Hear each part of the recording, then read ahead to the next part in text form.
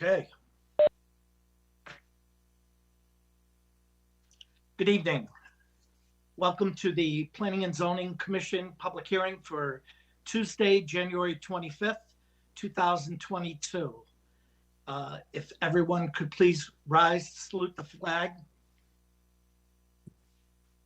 I pledge allegiance to the flag of the United States of America and to the republic which stands one nation under God, indivisible, with liberty and justice for all. Thank you. If we could have the reading of the notice. Okay. To be published in the Journal Inquirer Friday, January 14, 2022 and Thursday, January 20, 2022. South Windsor Planning and Zoning Commission notice is hereby given that there will be a public hearing on Tuesday, January 25th, 2022 at 7 p.m. by way of online WebEx conference meeting to consider the following. 1. PZC sponsored text amendment. Add section 1.4 residential moratorium on single family subdivision and special exception permits for housing. Proposal for an immediate moratorium on all applications for and approvals of single family residential subdivision or re-subdivision which creates 3 or more lots, and any special exception permits for single family duplex or multifamily residential housing. The expiration date of this moratorium shall not exceed 12 months from the effective date of adoption unless extended by the Planning and Zoning Commission. To view this meeting, please tune into channel 16 if your provider is Cox Cable, or go to gmedia.swagit.com/live. To call in with comments to this meeting, please call WebEx conference call-in number 855-925-2801. Meeting code number will be provided on the agenda, and the meeting code number from the agenda happens to be 2827. Continuing, copies of the application are on file in the office of the town clerk and/or planning department and online at https://windsor-ct.gov/planning-department/pages/planning-end-zoning-commission-applications. At this hearing, interested persons may be heard by calling into the meeting, and written comments by the public will be received by mail or email.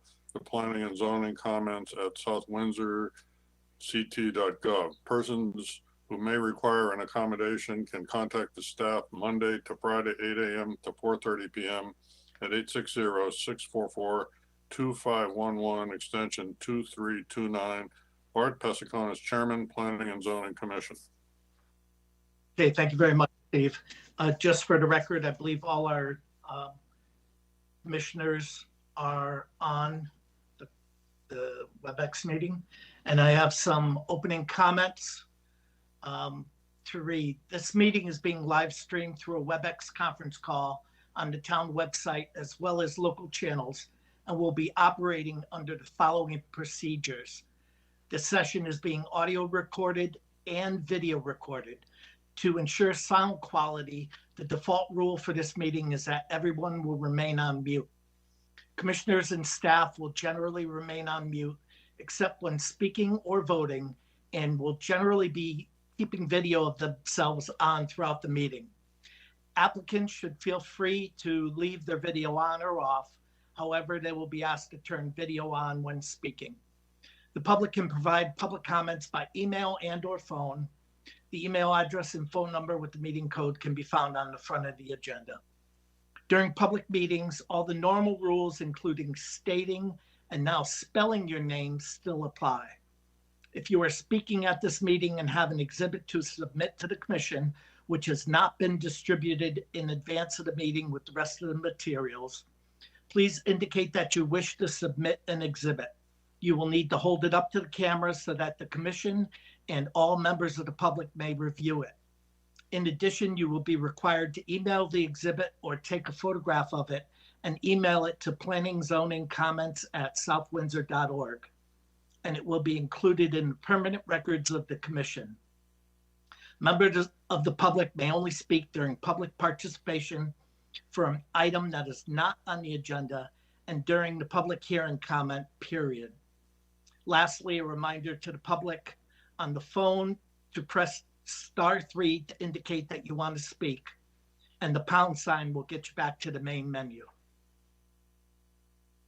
Okay. Our first item on our agenda tonight for public hearing only is our PZC sponsored text amendment. Michelle, could you bring up our PowerPoint on this?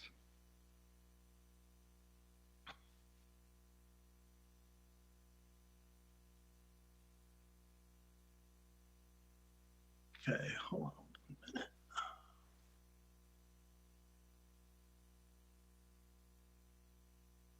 Okay. The Planning and Zoning Commission has been talking about the possibility of a moratorium on residential development for about 1.5 years now. We have this PowerPoint to help move the discussion along. So we'll go to page 2, please, Michelle.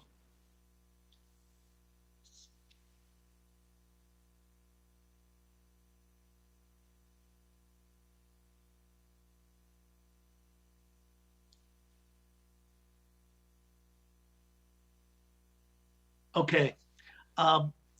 Legality of moratoriums and Connecticut procedures for PZC in adopting moratoriums. It requires enactment with the procedures used for a zone change application with a public hearing, commissioners vote, and if enacted, must have a start date and an end date. It cannot prohibit all development. Must be limited to a reasonable time frame, and justification must be for specific reasons and must state a desired outcome. Slide 3, please. Okay, this is the proposed language. Add to section 1.4, residential moratorium on single-family subdivision and special exception permits for housing. And that would be to Article 1, introductions/districts. The Planning and Zoning Commission has carefully planned the growth of the community and has guided the development of the residential areas within the town into neighborhoods. Recent legislation regarding multifamily housing, accessory apartments, coupled with the need to create more affordable housing and the Commission's growing dissatisfaction with environmental impacts of lots yielded through open space, subdivisions, and interior lot regulations, warrants a moratorium until the PZC can fairly assess and revise its zoning regulations as to subdivisions and housing that will fairly meet the objectives of legislation and the town's plan of conservation and development.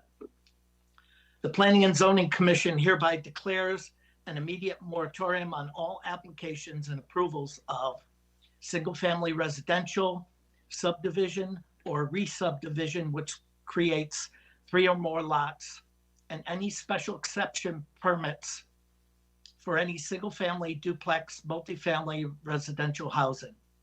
The expiration date of the moratorium shall not exceed 12 months from the effective date of adoption, unless extended by the Planning and Zoning Commission. No applications will be accepted or heard by the Planning and Zoning Commission, and no approvals will be given by the Planning and Zoning Commission for new housing units during this period. The moratorium, like it said, was for multifamily housing. Single or multifamily apartments, condos, senior living, etc. Retail, commercial, and industrial will not be affected. Also, it's not meant to interfere with any housing that was previously approved but not built. We'll go to slide 4, please. Review of requirements. Requires enactment with the procedure used for a zone change application. Our legal notice was published and Capital Regional Council of Governments notice was sent. Cannot prohibit all development. This moratorium is proposed for single-family and multifamily residential development and would not affect the creation of less than 2 lots. It must be limited to a reasonable time frame, and the proposal is for 1 year. The PZC would have to establish a specific start date and end date and publish that as part of the legal notice. Justification must be for specific reasons and must state a desired outcome. Review of concerns from commission members and the public to gain a consensus about future housing development. Okay, we'll go on to slide 5, please. Okay, this slide covers a lot of what has been proposed and built and concerns about new residential development. Growth over the past decade in single-family and multifamily housing with limited amount of land available for residential development. And you'll see the dates for the years on the left, what houses were built during that time frame: multifamily townhouses, 2-family apartments, and down below you'll see a few of the other residential projects. The South Windsor Residence, 90 units, Evergreen Crossing, 130 units, Harbor Chase, 113 units, and Main Street Elderly Housing was approved in 2021. That's 37 units. Now, this moratorium is not meant to delay any of those units or projects that have already been approved. So we'll go to slide 6, please.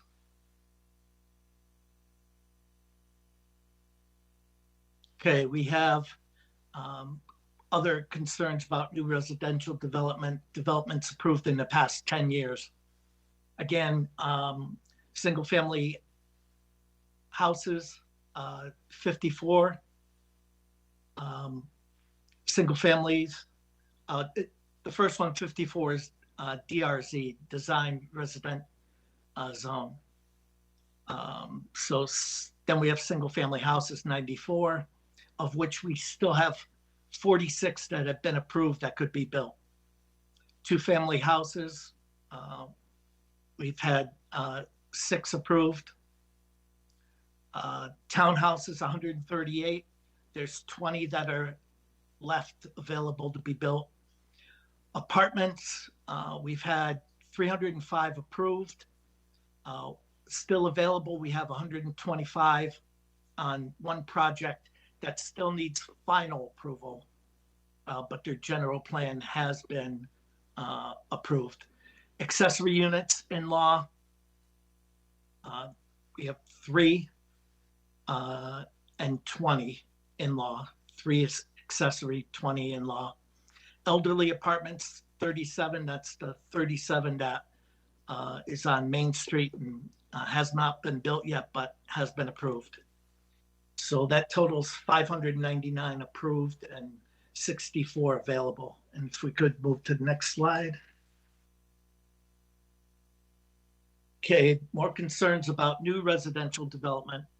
Quality of developments of concern, dissatisfaction with design of the developments that its own regulations are creating, e.g. cookie cutter, open space cluster designs, minimum lot frontages, sizes and usability of lots, undesirable open space, loss of habitats. Now, current regulations allow for wetlands, steep grades, and other unusable land to be included in minimum lot sizes. We can do better. A need for creation of affordable housing regulations In October of 2020, the town received a 4-year affordable housing moratorium.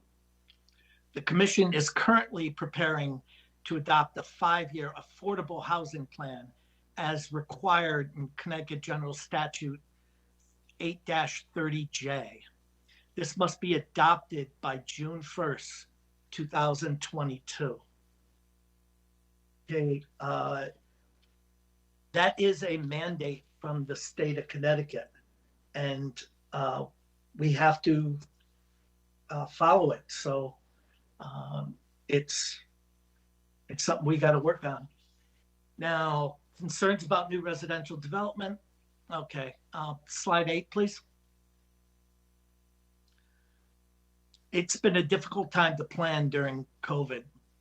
The Planning and Zoning Commission workload is significant with pending applications. A lot of things slowed down during COVID, but our agendas did not. We've had a steady stream of applicants and a workload.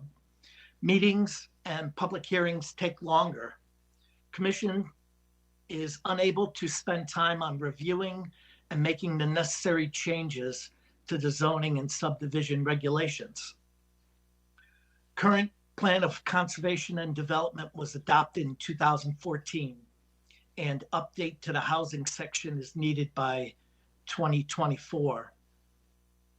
This will be an important component for the upcoming plan of conservation and development update. So we're talking specifically about the housing section, but we do have to adopt a new or an updated plan of conservation and development every 10 years. So we'll move on to slide number 9, please. Need to incorporate affordable housing into housing regulations. Recently received 4-year affordable housing moratorium and preparing to adopt the 5-year affordable housing plan as required in Connecticut General Statutes 8-30J. We currently have an affordable housing committee that's meeting, and we're looking at getting our results for that and adopting a plan prior to June 1st of 2022. So we've got a lot of work ahead of us, and having a moratorium will help us with time to implement those changes into our regulations. Move on to slide 10, please. Consideration for commission work during the moratorium.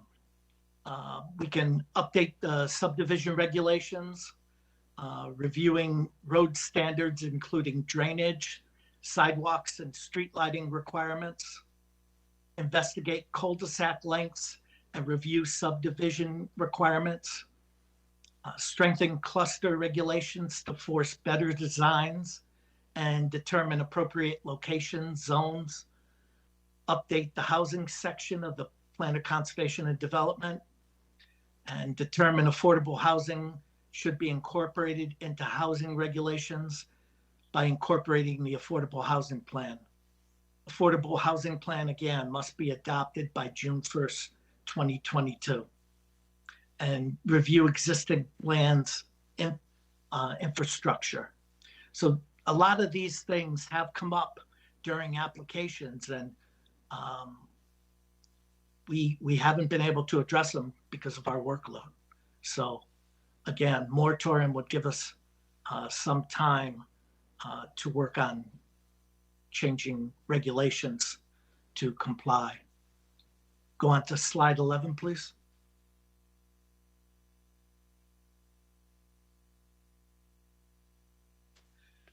Considerations for commission work during the moratorium. Investigate changing minimum lot sizes and other bulk requirements in different zones around town based on a residential build out.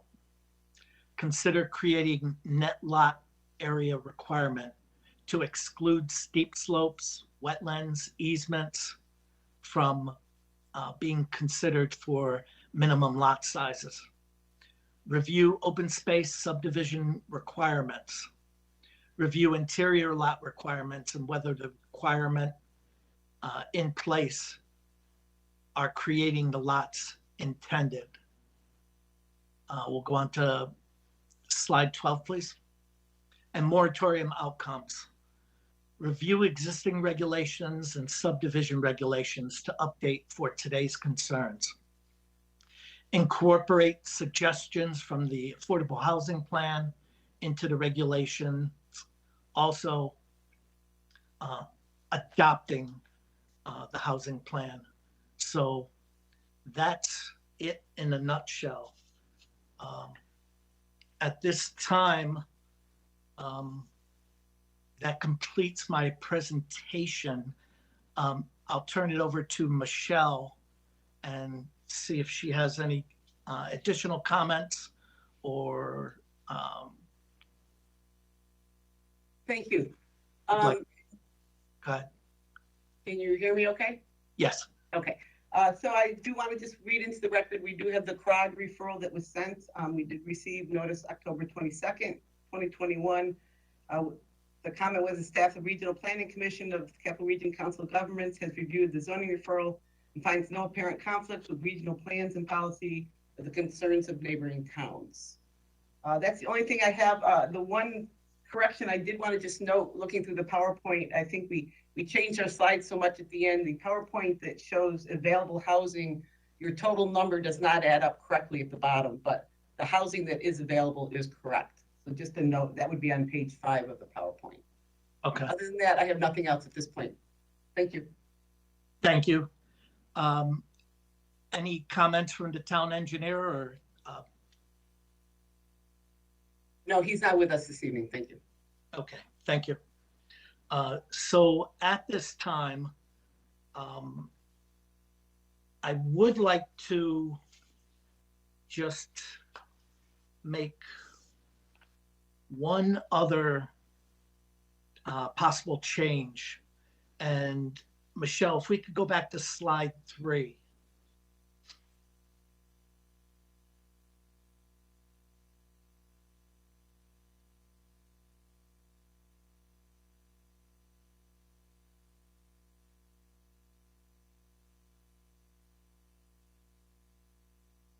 Okay. Under proposed language, in reviewing the language and having spoke with legal earlier in the week, I did find something that we had left off that is important. And if you were to go down to in the 3rd paragraph where it starts, the Planning and Zoning Commission hereby, and go down the 4th line where it ends, multifamily residential housing, period. There is an additional sentence I would like to add in that proposed language, which would read, any housing units already approved or general plans that have been approved prior to this moratorium will not be affected. And then it would go on to read, the expiration date of this moratorium shall not exceed 12 months from the effective date of adoption unless extended by the Planning and Zoning Commission. So at this time, I will open the floor up to discussions, comments, or motions. And if somebody would like to speak, please. You do have a public comment, I know, to read into the record, and then I'm seeing if there's anybody on the phone. Okay, I have a letter. I could read it into the record now or at your convenience. please do, Steve. Thank you. Okay. So this is a letter from Councilor Andrew Paterna, and it's addressed to the commission and Bart Pasakonis. I would appreciate you reading this email into the record at the P&Z meeting tonight during the public hearing comment section. I'm writing to request that The P&Z Commission members reject the proposed housing moratorium. This type of hold on housing has many unintended consequences. It will not only discourage those developers looking to expand our housing, including affordable housing in South Windsor, but it will also discourage many developers who will look upon this as having a negative impact on all development. As a result, we will not be able to take advantage of a significant number of new development projects in South Windsor. When that happens, if we discourage these community investors, will be a reduction in our grand list growth. Therefore, the grand list growth slows down and your decision will cause property taxes to go up for all South Windsor residents. In addition, there are some related questions that should be answered. Will the Sullivan Avenue Geisler's Plaza project be permitted to move forward if you approve this moratorium, since they have been in the approval process in excess of 1 year and the apartments were previously approved in this project? 2, will the conversion of the nursing home on Main Street be allowed to continue and expand our ability to offer increased senior housing facilities? 3, if the concern is with school enrollments, it is clear from the BOE reports that most of the new enrollments are due to existing housing turnover sales and not from new housing developments. These are questions that must be addressed before you move forward and approve any housing moratorium. I believe we need more community discussion before you put this proposal into effect.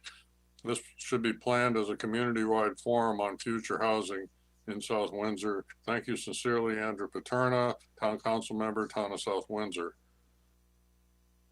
Okay, thank you, Steve. Michelle, is there anybody on? Yes, there's one person on the phone waiting.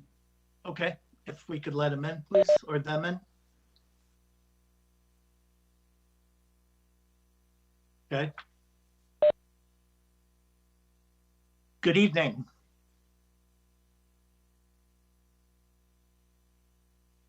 Good evening. Would you like to speak on the housing moratorium proposal? Good evening. This is Peter DeMalley of 35 Peterson Way in South Windsor. Good evening, Am Peter. I cleared to speak? Yes, you Yes. are. Okay, thank you very much. I just want to bring a number of comments to you with respect to housing and also with respect to a housing moratorium. First, I don't know if you know this, but about 35 years ago, I left the position of Director of Planning for the town of South Windsor. And during my 7-year tenure, we had a housing moratorium, and at the conclusion of that effort, we were flooded with applications. I just want to advise you that there could be a similar result at the conclusion of it, as applications are suspended and approvals are suspended during the term of your moratorium. Just want to bring that to your attention. So please be careful about the length of it. Make it as short as possible to get the work that you want to get work done. That's number one. Number two, we in South Windsor, and I happen to agree with this, we think of ourselves as a really dynamic suburban community. It's a great place to live, work, play, what have you. And where we emphasize our great schools, youth athletic programs, houses of worship, a safe environment. We have a wonderful police department, a great, fantastic volunteer fire department. It's a safe and great place to work and live. And we really love South Windsor. I think we need to see that we emphasize it's a place for families, and the bulk of our budget goes toward educating our kids, as well it should be. But a community that celebrates its families means it needs to also allow housing for families with children, through its policies and laws, and particularly through its zoning regulations. That is your purview. As in your plan of conservation and development, pursuant to the Connecticut General Statutes, you're required to address housing opportunities and design choices. It's in the beginning opening pages of your POCD. You're required to promote housing choice and economic diversity in housing, and to consider the use of cluster development and the need for affordable housing. That's all part of one section that refers to the state mandate as you go through your POCD process. So housing for families with kids, if you're going to consider families, not all families have children, but vast majority do, requires a minimum of 2 bedrooms. one for the adults in the family and another for the kids. But often most families require more. In fact, our existing housing stock, single-family housing stock, is usually three or more bedrooms in each house. So we need to allow, through zoning, for the private sector to build the 2, 3, and 4 bedroom homes for growing families. We shouldn't preclude that. And that means a wide variety of housing styles. So the most expensive style is the large single-family home on a large lot, half acre or larger. The cost of land is very high now. The cost of building the infrastructure is very high. The larger the lot's more expensive the house, more expensive the lot, more expensive construction per lot. The lower the density, the higher the densities, the lower the cost for the homes. We also need to look at cluster single-family homes. The next most expensive, cluster single-family homes. And then also we need to look at multifamily communities, the least expensive, highest density, lowest cost, land cost per unit, lowest cost per unit.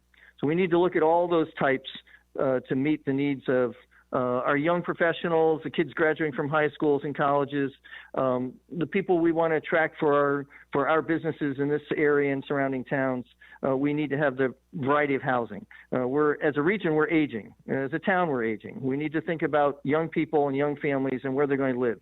And just to have the older housing stock be the only place they can live, or a few single-family homes and single-family subdivisions becoming less and less apparent because we just don't have those available land. So we have very little land that could support a large single-family subdivision. Those days are behind us. I don't see us ever having another 100-lot subdivision.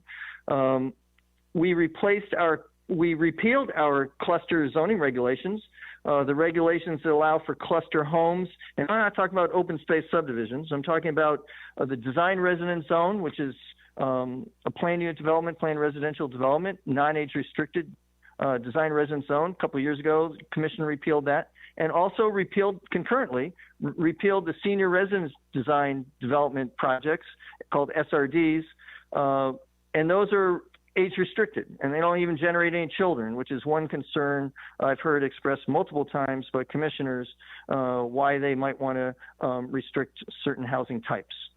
So multifamily requires a long and expensive process, and we do not really have an existing inventory of land zone for multifamily. The multifamily zone itself that we have in the regulations requires 15 or more acres, and there's no inventory of that.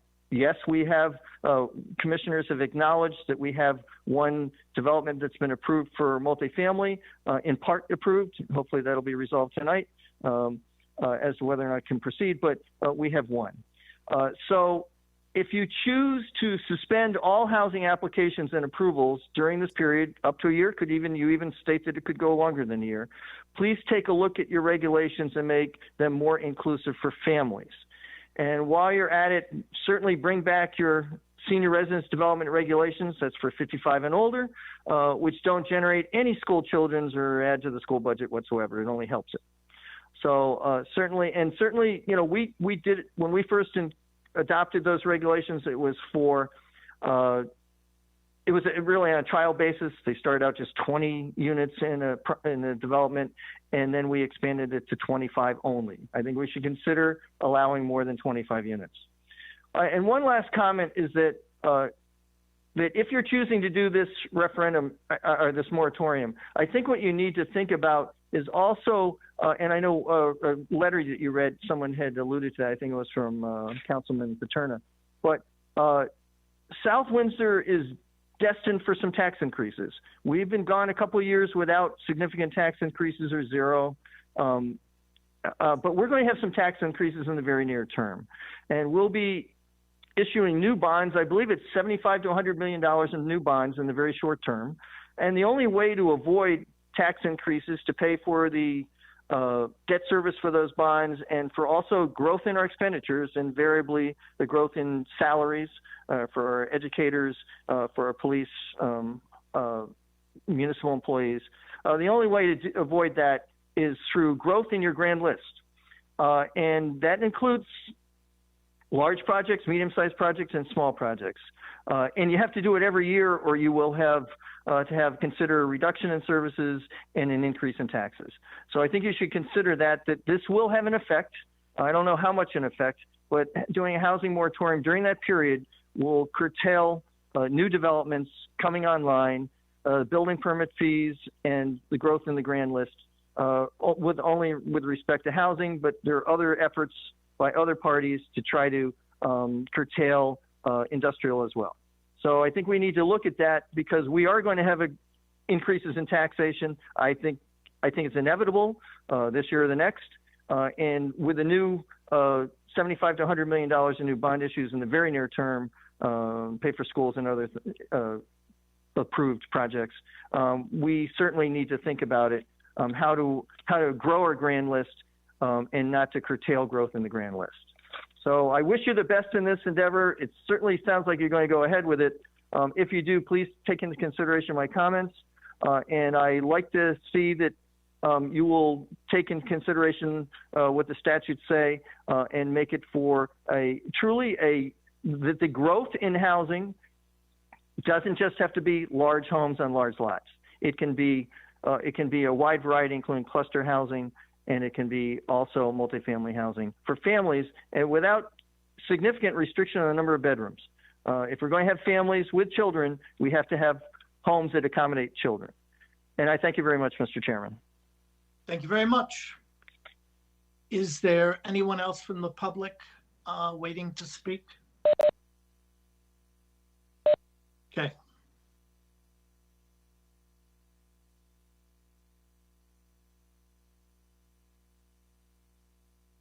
Good evening. Do you have some input for us for the moratorium discussion? Yes, sir. I think you may have addressed it. I'm not sure, but as you're aware, Geisler has been making efforts to. If you could please introduce yourself to the commission. Yes. My name is Bob Rybeck. I'm the president and CEO of Geisler Supermarkets. I also happen to be a fourth generation family member and owner of the company. As many of you are aware, Geisler has been making efforts to revitalize and expand our store on Sullivan Avenue for some time now. And as part of that revitalization, we plan to bring South Windsor a state-of-the-art store featuring the best in local and fresh products in a location that's ideally suited to service over 7,700 people within only a 5-minute drive time of our stores. Through attending these meetings and listening to your concerns, I understand the reasons for proposing a moratorium on single-family subdivisions and special use permits. I understand from the data that we have gathered to further understand the South Windsor market and the potential for our own store that South Windsor has a growing number of renter-occupied homes, and that any growth in those homes bring with it challenges for the expansion of town services. Our own data shows that within a 10-minute drive time of Geisler's, approximately 11,000 homes are owner-occupied and 5,000 are renter-occupied. However, when you look at the 5-minute drive time around our store, which is where an independent supermarket like ours is best suited to serve the community, there's approximately 2,700 owner-occupied homes, but only 335 renter-occupied. The proportion of renter-occupied homes is very low in the immediate neighborhood, and we know that for Geisler's to succeed, we need more customers in the immediate area. And that this data shows there's an underserved need for renters in the immediate area surrounding our store. Our concern, and you may have already addressed this with your addition, is that this moratorium, as it pertains to inclusion of special use permits for housing, may prevent the redevelopment of the Sullivan Avenue mixed-use development zone. And our fear is that a delay in the progress of the redevelopment of the Sullivan Avenue Plaza in coordination with the 125 apartment units that were proposed would lead to our inability to redevelop our store to what we know the residents of town would like to see. So I guess my ask, and again, if you've addressed this already, thank you, is that you find some way to exclude the redevelopment of the Sullivan Avenue Plaza and proposed apartments from the moratorium. You guys are the experts on that, so I'll leave it up to you on what the language needs to look like. But I hope that you take that into consideration, and it's certainly our hope to bring you guys the store that everyone would like to see as soon as possible. So thank you very much. Thank you, Mr. Ryback. Okay, do we have anyone else on the telephone? Okay.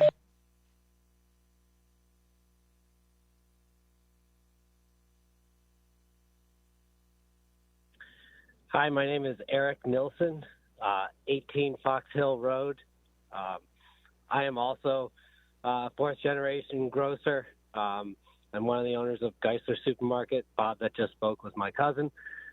You know, we are asking that you can find a way to exempt that Sullivan Avenue Plaza and redevelopment with the 125 apartments, because it will help save this project.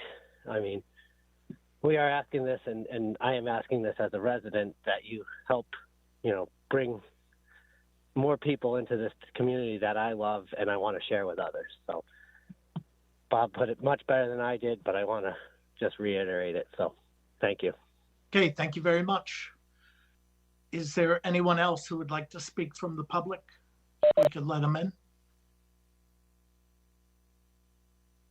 Chairman, I think Marek Kozakowski would like to speak as public. Okay, is he on? Marek, are you able to talk? Yes, I'm here. Can you hear me? Yes, we can. Okay. Thank you. My name is Mark Kozakowski, 863 Clark Street, and Council Liaison to the Planning Zoning Commission. I want to thank the other residents that provided comments, Mr. Damali, Councilor Paterno, for their comments. I do have some concern about moratorium such as this. I'm not going to say one way or the other whether I support or not, because I'm not sure yet.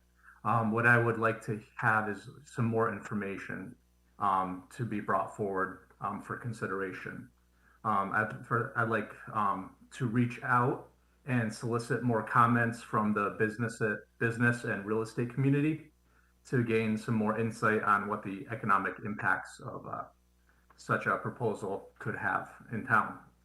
And I would also ask the commission to consider the message that a moratorium on housing, multifamily housing, sends, you know, out beyond South Windsor. I can understand that why you want to do this. You have the best of intentions. You know, we have some zoning regulations that facilitate development that's, you know, familiar but maybe antiquated, and you want to do better and have a more sustainable community, and I appreciate that. But, you know, I wonder, you know, if it, you know, sends a message to the community beyond South Windsor, you know, who are we trying to keep out? You know, if you're blocking new housing, you're blocking new residents from coming into South Windsor, possibly, you know, blocking out, you know, young professionals going into apartments and, you know, and new families coming in. And we also, you know, we must consider that South Windsor is, you know, a fast growing community in its diversity. So we should be cognizant of that. And lastly, I just want to say this is, if you do this moratorium, okay, it'll slow down your application load, but, you know, I commend you for feeling that you can handle the pressure, because if you do this, you cannot screw up. You know, you have to nail it, and come out with from this moratorium with you know, regulations and subdivision regulations, zoning regulations that's going to carry South Windsor forward for the next, you know, 50, 60, 100 years. So, you know, you really got to get it right. So I respectfully ask if the commission can continue this public hearing beyond tonight, so we can get more information for consideration. Thank you. Okay, thank you very much. Is there anyone else that has their hand up or is on the telephone line? Okay, thank you. Good evening. Thank you for the opportunity to speak tonight. This is Kathy Doherty, 12 Roy Road. I'm calling in as a resident who is concerned with the growth of housing in South Windsor. I'd like to simply say that I agree with a one-year housing moratorium to review our land use regulations and to be sure that they align with the needs of the town residents and the town services. I think it is kind of short-sighted to not put the brakes on to make sure that the services that are available in this town meet the needs of existing residents and future residents. It seems to me that we've had a significant amount of growth in housing over the last few years, and I don't feel like we have the facilities to keep up and to make sure that we have the infrastructure to keep up with the demand. And I say that based on the year ago or so failed referendum for the new town hall building because the other one was getting too small. The schools, you know, we're seeing the impact now with the higher grades. And I think we just need to hold off, regroup, make sure everybody has had the opportunity to weigh in from every perspective of service in this town. So I'm hoping that the moratorium does pass tonight. And I thank you for the opportunity to speak and appreciate all that you do as our P&Z commissioners. Thank you. Have a good night. Thank you very much. Is there anyone else from the public on the line or with their hand up or participating however? Okay, then at this time, I will open it up to commissioners. Commissioner Cavagnaro.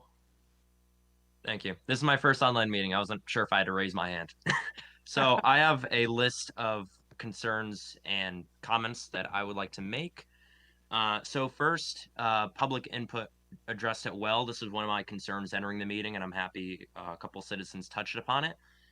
So let's say this moratorium does pass. I hope that with Geisler's, for example, since I believe we can find a way to make sure this still goes through, because I believe it's a special exception site plan. Correct me if I'm wrong, or we have to do that.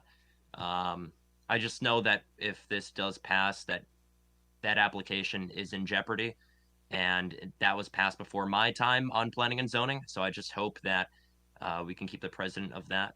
Also, I feel like there are going to be some unintended consequences of this moratorium.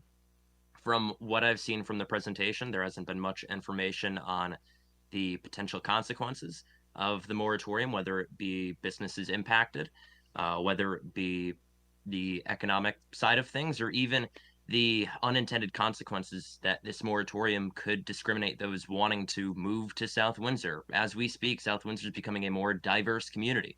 So if we put in a one-year moratorium, it could impact that. And I feel like at the very least, it was not addressed in the presentation that we received.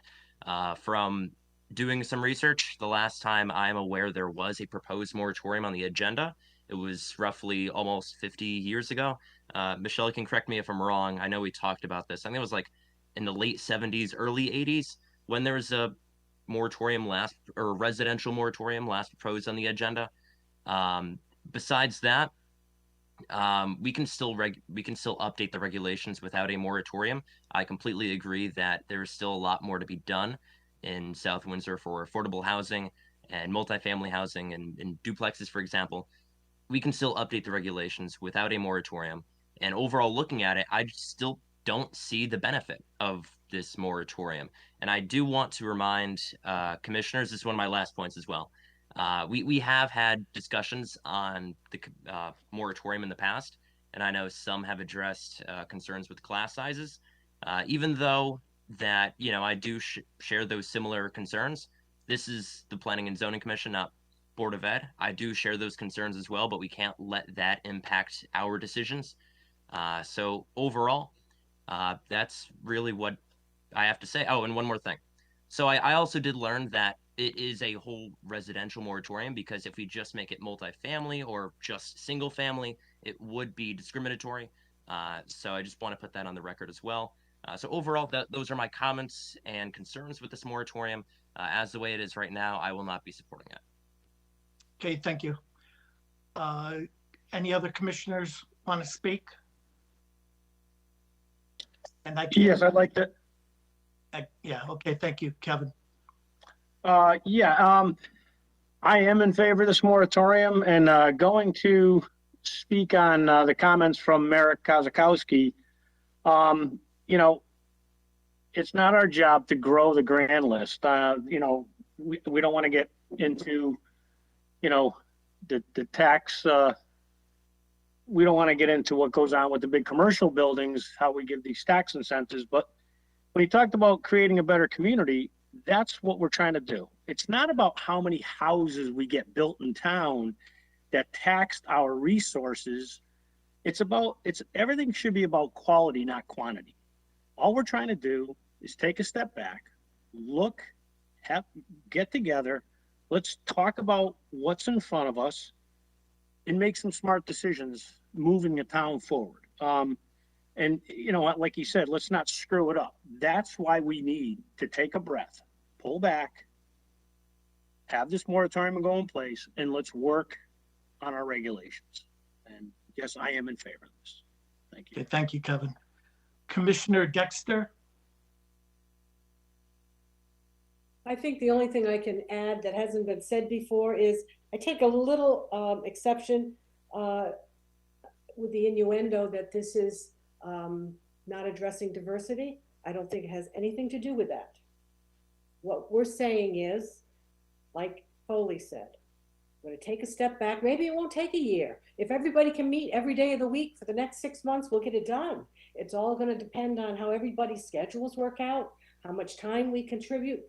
And frankly, the fact we have all of these developments already approved, they haven't even broke ground because construction costs are high. So I think it's the perfect time to do this, freeze everything in place, get it done, and then lift the moratorium. I'm in favor of it. Okay, thank you, Commissioner Dexter. Any other commissioners want to speak? If not, a motion could be moved. No, I wanted to speak, and I keep raising my hand, but it doesn't seem to get noticed. And I don't know, there's some kind of a technology here where you can raise your hand on this WebEx thing, but I don't know how to do that. So yes, I'd like to speak. Okay, thank you.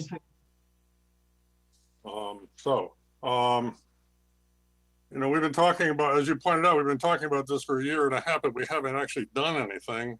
And I don't see a moratorium reducing our workload in any other area at all. There were relatively few applications that would have been postponed because of this. And what really has to happen is we have to get our act together, get to work, and make the changes that we need to make. I think some of the issues you raised are worth looking at. We could schedule as many special meetings and subcommittees as we need to get the job done. But my feeling is let's get to work and not worry about having a moratorium. Let's just get to work on fixing these problems.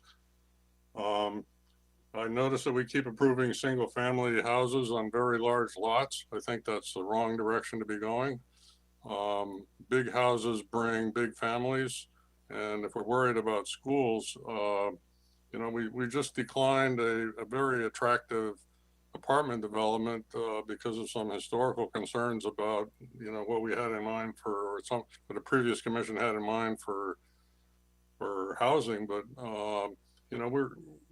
we're moving in the wrong direction. I think we need to be moving towards smaller housing. And that includes a lot of apartments. But these are the kind of things we can address by having a committee or a committee of the whole looking at the affordable housing and other housing issues. I noticed that this is just a change to the zoning regulations, but it doesn't change the subdivision regulations. So all single-family housing comes into us as a subdivision. So this is inadequate in that it doesn't cover, it doesn't truly cover subdivisions because it doesn't modify the subdivision regulation.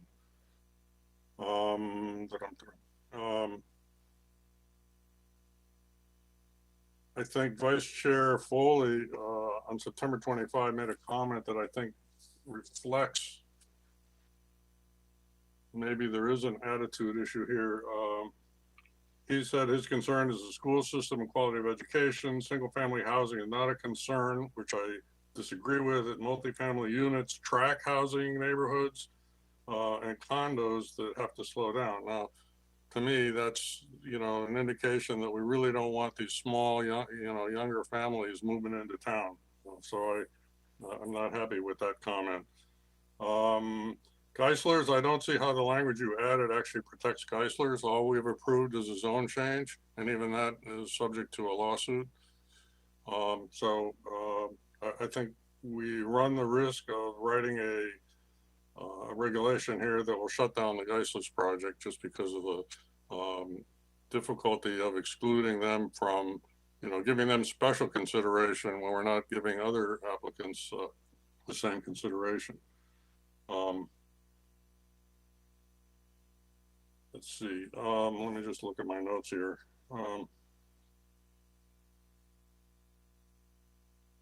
I guess that's pretty much it. But right now, I'm in favor of going to work at whatever extra meetings we have to have, whatever extra committees we have to have. But not having a moratorium, I don't see the benefit of that. So I'm not in favor of the moratorium. Okay, thank you, Steve.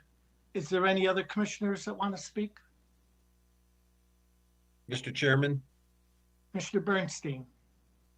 So I had my hand up, as did Commissioner LeBlanc, so I can defer to him, and then I can jump in with actually a question for you or Michelle. Commissioner LeBlanc, if you still have a comment. Thank you. I'm in favor of this, but I'd like to keep it short. I'd like to have it so we need to do what we do and do it rather quickly. There's a lot of differing opinions on how to go forward on this, but I feel we need to dial this in. Again, it's the quality of the town, and it's just been a concern. I've lived here for 43 years now. I've seen all the changes here. And back when they had the last moratorium was around 85. I remember when it took effect, and back in 1985, I was living here, and the amount of development that South Windsor went through at the time was, we're talking 200 houses here. I live in the northeast corner of town, and that's when that whole area of town was built up. And that was about when that moratorium came into effect. So I really believe that the effect of this one would not have the same effect as the last time. Like back then, we really had a just onslaught of development. Those who were around back then, it changed the whole face of the town. But I'm in favor of this, to dial it in correct, but I do feel it needs to be a short duration. Okay, thank you. And we'll go back to Commissioner Bernstein. Thank you, Mr. Chairman. I don't know if you're able to answer questions. I'm just looking for some clarification on a couple things that I saw in the presentation. So I understand that this relates to housing, apartments, condos, duplexes, etc. But as I recall, this is not a building moratorium. Did I see something that said lots under 2 lot sizes we could someone could still build on? Was that accurate? If somebody has a single family residence on their lot now, as of right, they have the ability to put another house on that lot. It won't stop, somebody from doing that if that is their intent. Does that answer your question? It does. And the other question is, and this may have just passed me by, but how does this relate to what I'll call senior living, independent living, assisted living, nursing homes, things of that nature? As Commissioner Cavagnaro pointed out, the moratorium cannot show any preference or excluding any type. So any housing, whether multifamily or single-family developments, would be stopped for a year.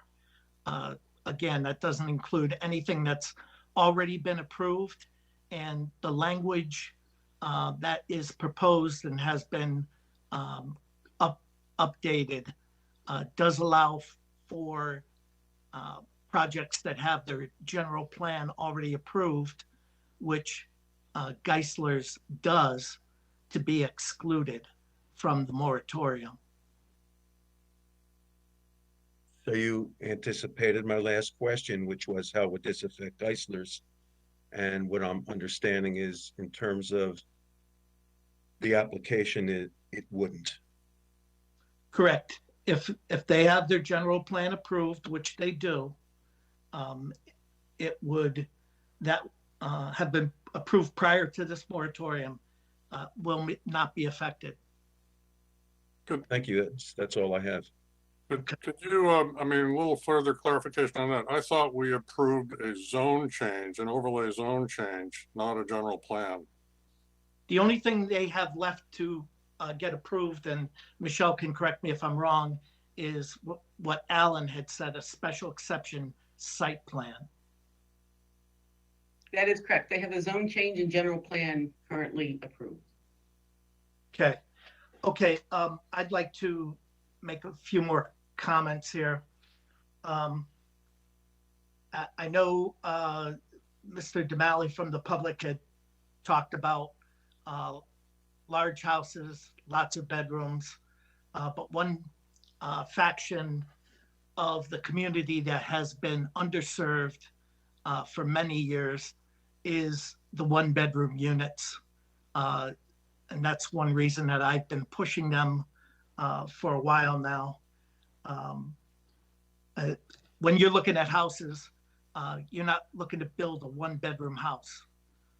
So the next way that you can do that is through apartments. Just trying to get a fair amount to an underserved community. With other comments from the public, soliciting more comments. As I've said, we've been talking about this for about 1.5 years. It really is time to move. And blocking people out, if nothing else, updating the regulations might open up South Windsor to more people by including some affordable housing. Public input again. We've got our public input. I know Commissioner Wagner had talked about the one-by-one approach. Well, in all honesty, that's not a good use of our time. If we have 40 different changes we want to make to the regulations, if you do it one by one, that's 40 different times. You're notifying CROG 35 days and then having a public hearing. It's really a waste of our time. If we do all this during the moratorium and then notify CROG at the end on the different regulation changes and have one public hearing, that's a much better use of our time. So again, I'll open it up to any other commissioners and or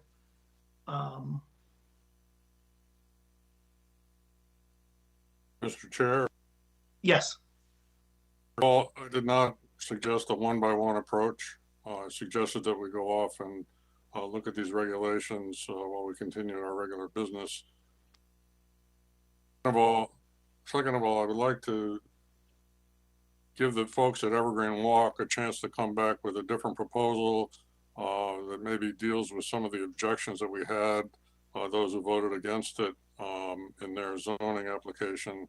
And obviously this would put them off for a year. I just hope that we find some way to communicate to them what it was that made them unacceptable and what they could do to make it acceptable. And we need to have them do that in short order, or we lose that whole development, including income that far outweighs any cost we might incur in our services. Okay, thank you, Steve. Are there any other commission comments? Oh, I see. Bob's got his hand up. With his hand up. I only see 6 people at a time, and I'm one of them. So. Gotcha. Yes, thank you. Thank you very much. I appreciate it. But I know I'm the new guy in town, and I haven't been a part of the year plus of conversations that have gone on with this, but it still sounds like there's some information that I think would be really helpful to be able to quantify better what suddenly just throwing a complete stop to this would do as far as the ultimate tax benefits or impact on services and everything. And I wish that we had more information that would be relevant to making a decision that I think has this kind of an impact on it. And something that Commissioner Wagner said, the fact that we've been talking about this and talking about making these changes, or all of you have, for a year and a half now, and there still hasn't been any action whatsoever starting to do that. I think if we had a better feel for just what the impact that this would do on something much broader than just the fact that new houses would or wouldn't go up, but the impact on services, the impact on income, the impact on the overall town budget, I would just like to see that all quantified before we sat there and actually hit the pause button. That was it. Okay, thank you. Any other commissioner input?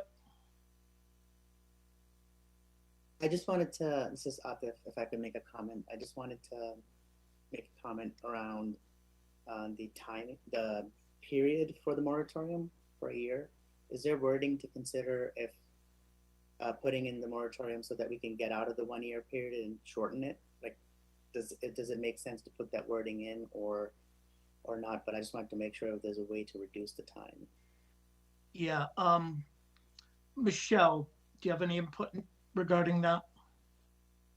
Yeah, I think you put a time frame, but you certainly could lessen the time frame through a regulation change. So I think you need to put some kind of time frame in there, but if you were to do your regulation changes in 6 months' time, you would just stop your moratorium early. Yeah, okay, thank you. And also, one of the reasons for the moratorium is to address our affordable housing plan and component and include those regulations into our regulation, and that's due by June 1st. So I don't see anything shorter than 6 months, but like Michelle said, if we did finish our work early, we could end it early also. So commissioners, any other input? And please speak up if you have some. Michelle, I would like to extend the hearing to the next regular meeting. For what purpose? My motion. That's my motion. Okay. Does the motion have a second? Second. That was Commissioner Cavagnero. Okay. Under discussion. I've heard a lot of commissioners tonight say they want to get moving on doing changes, and I don't think by extending it to another meeting, that's going to be helpful to moving forward. And Commissioner Cavagnero, you approached me after the last meeting and suggested that we end meetings or shorten our public input and move forward on items quicker. That's what we're trying to do here. So is there any other discussion? Chairman, as we're sitting here, I just got an email from a public that would like to make a comment. I'm just wondering if there may be a value in keeping the hearing open since people are hearing this for the first time tonight and may want to choose to comment. Like this one, I'm not sure if you're not still in hearing whether you'll accept this comment or not. So I just. Yeah, I'll accept the comment. Okay. Please. But you're in the middle of a vote, so I don't want to. Oh, we are in the middle of a vote. I just want to let you know that public is still commenting. I'll withdraw the motion so we can hear the public comment.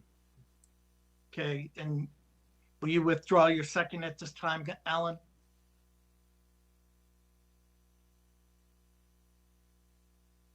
Okay, He's on mute.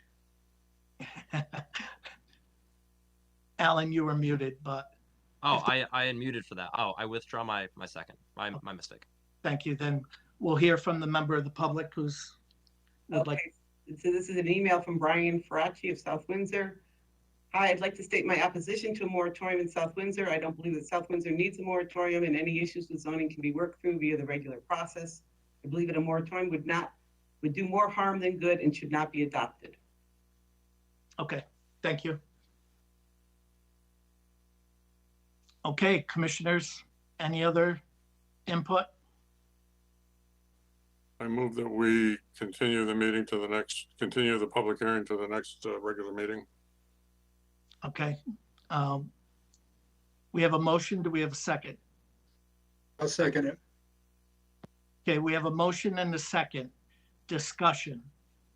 Under discussion, I feel we've waited long enough. We need to move. And I will not be voting in favor of the motion. I just think this goes with what I was saying. I still think there's a lot more information that we need before we could really make an informed decision on this. So I will vote for that extension. Yeah, and I'll just lead that if we would have had any of that discussion tonight or information, I don't see anything that would keep me from voting against this motion at this time. So, any other discussion, commissioners? Hearing none, all those in favor of extending the public hearing, say aye. Aye. Aye. We'll do a roll call. Those against? Nay. Aye. Nay. Nay. Roll call, please. Excuse me. Commissioner Cavagnaro, Aye. Commissioner Karishi. I'm sorry, I'm sorry, he's not seated. Correct. Commissioner Viteri, Aye. Commissioner Foley, No. Commissioner LeBlanc, Aye. Commissioner Dexter, Commissioner, I didn't hear Dexter. No. Commissioner Wagner. Yes.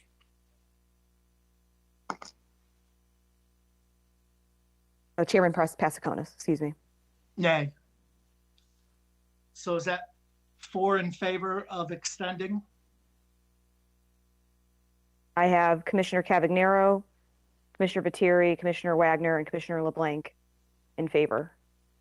Okay, so the motion is to extend and it's been approved.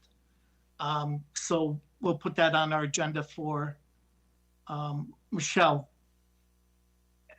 We may want to try to do it for the 15th and not the 8th of February, since you already have your public hearing for Hartford Truck going the 8th, and we were going to start Talbot Lane.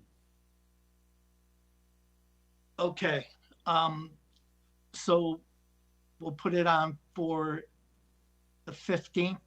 Does that work? We'll put it on for the 15th. It's February 15th. Yep. Okay. Thank you. Thank you. Okay, so that's done with for tonight. We'll move into our regular meeting.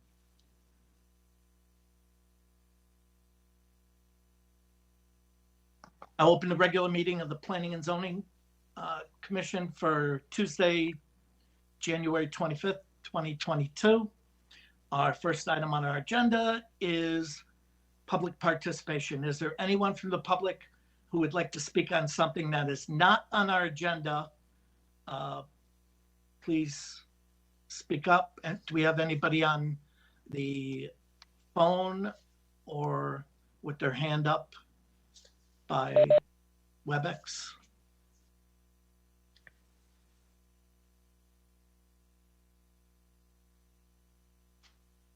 Okay, we'll just give it a minute.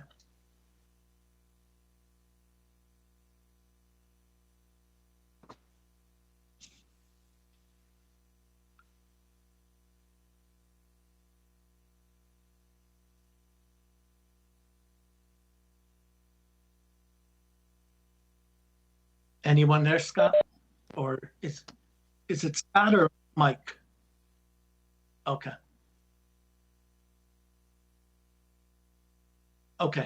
Okay, then we will move on. Our first item is PCC sponsored text amendment that's been extended for the public hearing. So we'll move on to our next item, which is application 22-04P, Town of South Windsor, request for a renewal of a 2-year temporary and conditional permit. So Chairman, I am going to be representing the town on behalf of this application. Okay. And giving the report as well. So this is a request for a renewal of a 2-year temporary and conditional permit for the Chamber of Commerce nonprofit use of 500 square feet of space within town's community building located at 1776 Rural Residential Zone. The Chamber has been utilizing the past 2 years. They operate 9 to 4:30 Monday through Friday. They have 2 part-time employees and an intern working there approximately 12 hours a week. They use about 3 parking spaces on average over there. They hold about 5 meetings a month and have about 4 to 8 people at those meetings. Larger meetings are held off-site. They did work with the town, and there has been a new sign installed over the past year on the property.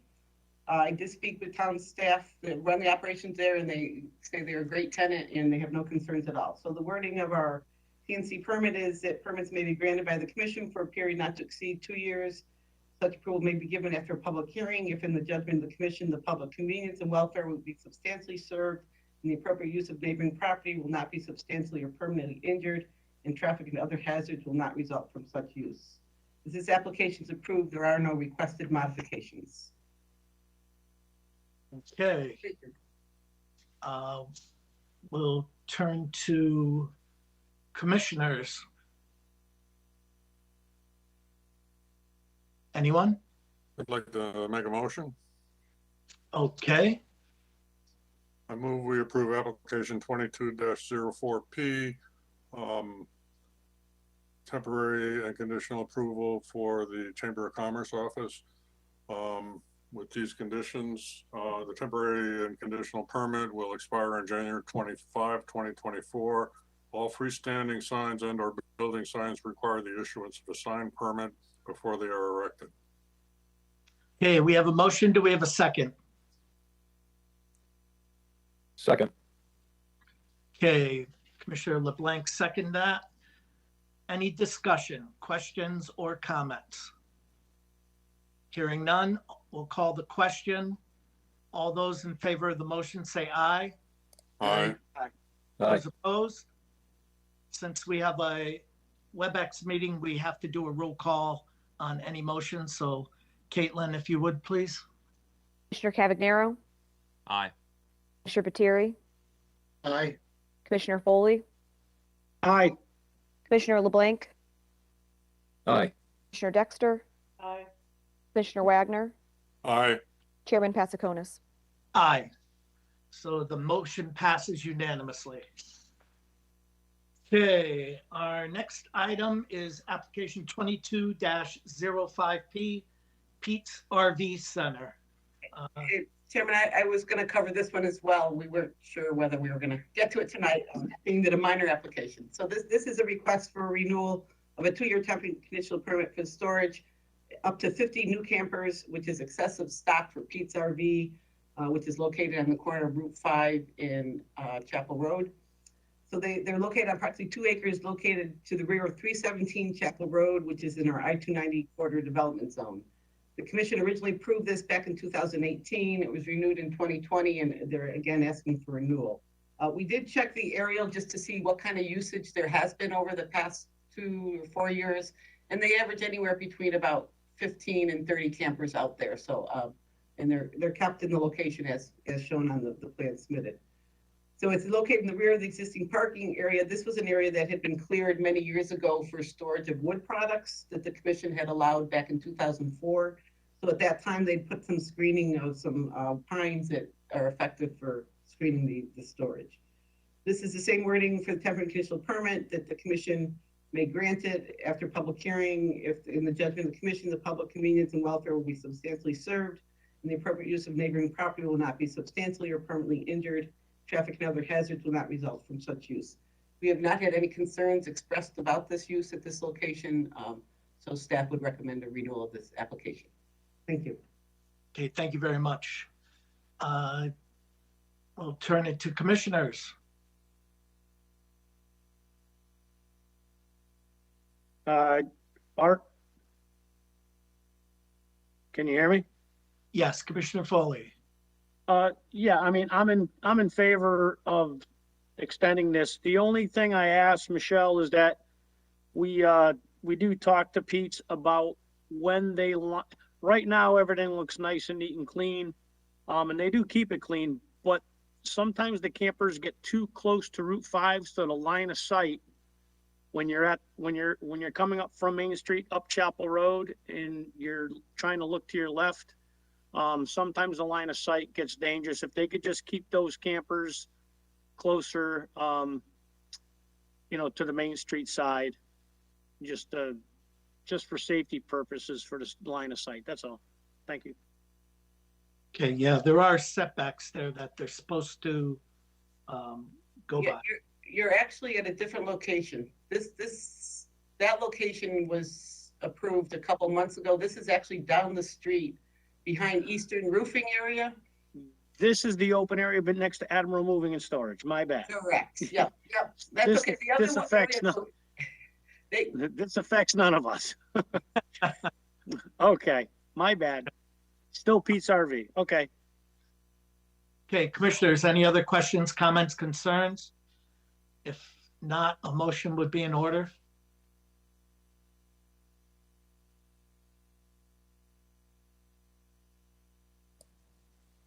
I'll make a motion to approve. Okay, Commissioner LeBlanc. I'd like to make a motion to approve application 22-05P, Pete's RV Center. Request for renewal for a 2-year temporary and conditional permit for the storage of 50 campers on property located at 317 Chapel Road, I-291 corridor development zone. Okay. Will your motion also include the temporary and conditional permit will expire on January 25th, 2024? And will have to be renewed at that time if the use is to continue? Yes. Okay. Second. Okay, we have a motion and a second. Any discussion? Hearing none, we'll have a roll call, please. Commissioner Cavagnaro, Aye. Commissioner Viteri, Aye. Commissioner Foley, Aye. Commissioner LeBlanc, Aye. Commissioner Dexter, Aye. Commissioner Wagner, Aye. Chairman Patsakonis. Aye. So the motion is unanimously approved. Okay. Moving on, bonds. Do we have any bonds? I didn't. No, we don't have any bonds tonight. Okay, great. Minutes from January 11th, 2022. I just would like the spelling of, I think it was Wayne Botha, corrected.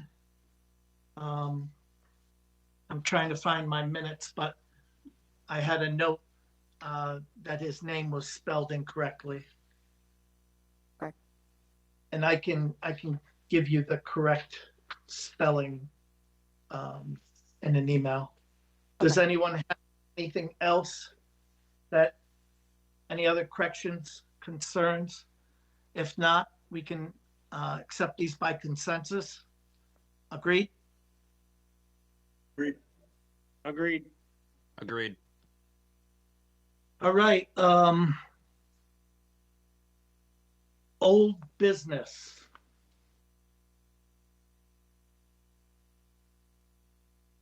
Michelle? Nothing under old business. Okay.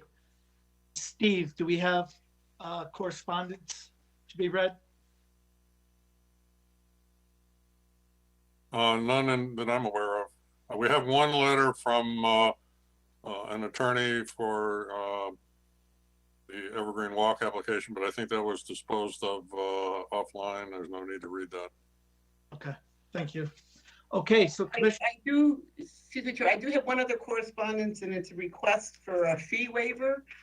And this is request related to Kathy Kerrigan's moratorium fee request.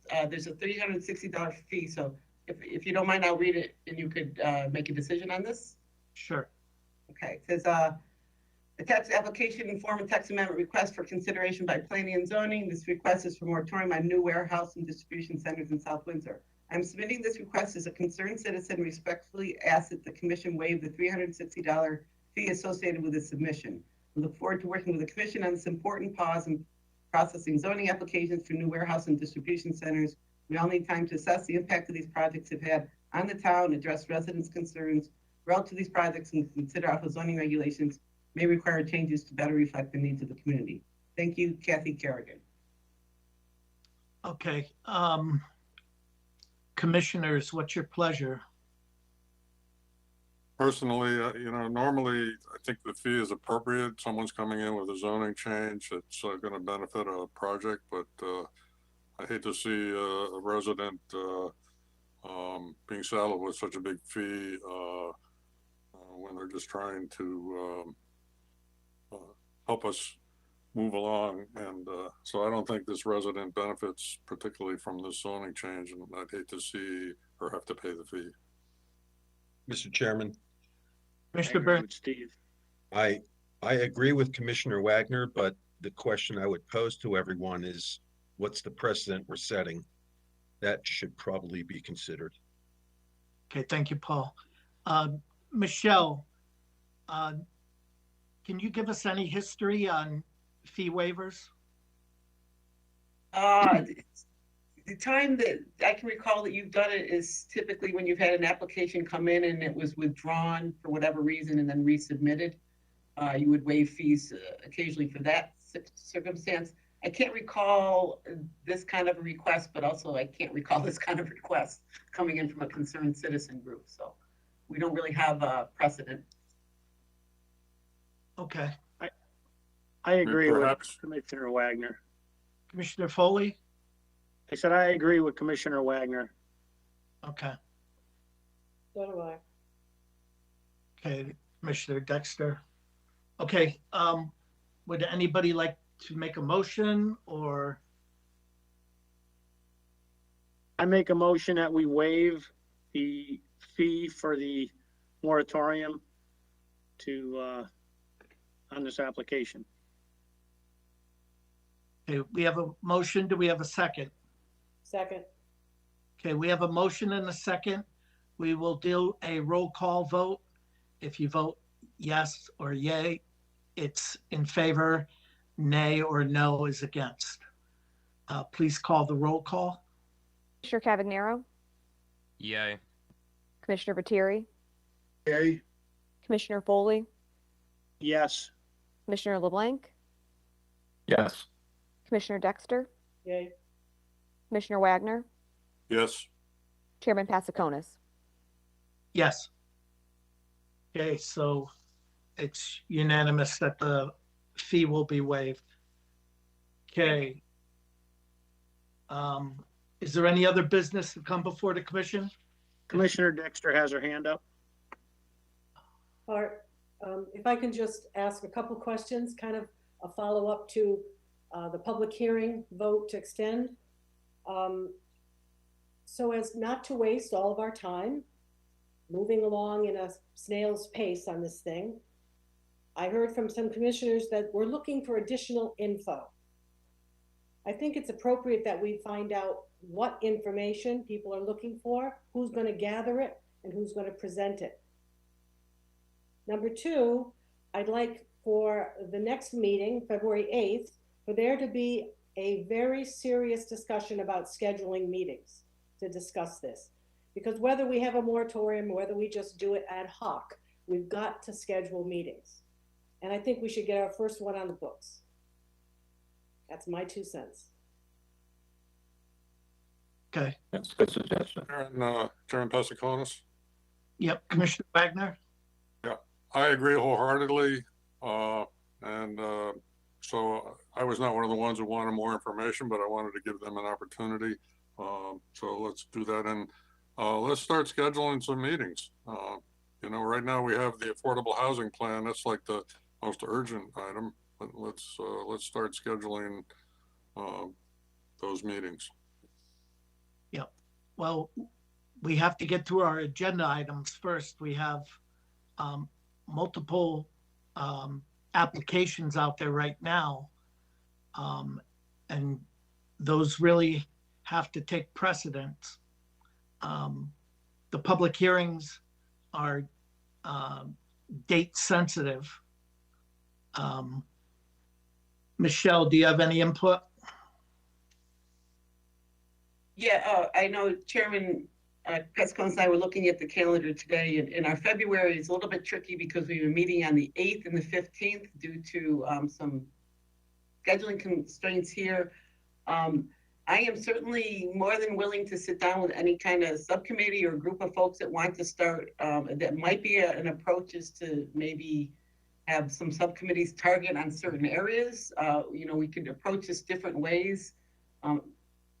You know, whether you're looking at subdivision and zoning, you know, there's a lot that we could look at. I think from the affordable housing end of it, what the commission should be aware of is the working group is finishing the draft plan hopefully this week, and we're hoping to get that to town council sometime in March. We're kind of in a budget cycle, so we've got to get the town council with it as well as the commission adopting it. So, you know, we do have a lot of meetings that we're going to have to look to schedule. I do have somewhat of constraint when we're in virtual mode because I have to be able to have them run virtually out to the public. So I will do my best on this end. And if we break into subcommittees, we can do some Zoom meetings if we want to do that, looking at specific sections of the regulations.